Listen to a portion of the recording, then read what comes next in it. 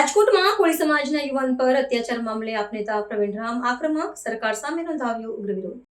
નમસ્કાર મિત્રો, તાજેતરમાં રાજકોટની અંદર એક કોળી સમાજના યુવાન ઉપર એક આઈપીએસ અધિકારીએ બર્બરતાપૂર્વક અત્યાચાર કર્યો હોય એવી એક ઘટના સામે આવી છે।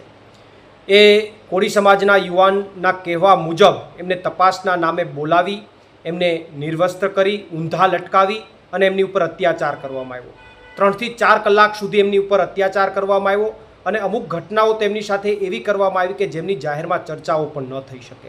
ત્યારે આ ઘટનાની અંદર તાત્કાલિક ધોરણે તપાસ કરી અને આમની અંદર જો એ અધિકારી હકીકતમાં જવાબદાર હોય તો એમની ઉપર ફોજદારી ગુનો દાખલ કરી અને એને જેલના સળિયાની પાછળ ધકેલી દેવા જોઈએ।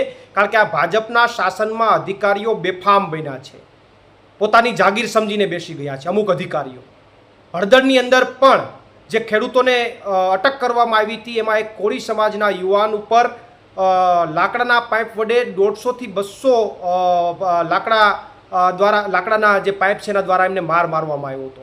અને અહીંયા રાજકોટની અંદર પણ જ્યાં યુવાન કહે છે એ પ્રમાણે એમની ઉપર અત્યાચાર, કોળી સમાજના યુવાન ઉપર અત્યાચાર કરવામાં આવ્યો છે। ત્યારે આ કેસની અંદર તાત્કાલિક ધોરણે એ જવાબદાર અધિકારીને જેલના સળિયાની પાછળ ધકેલી અને કોળી સમાજને ન્યાય આપવામાં આવે એવી મારી ઉગ્ર માંગ છે। પ્રવીણ રામ, પ્રદેશ ફ્રન્ટલ અધ્યક્ષ, આમ આદમી પાર્ટી।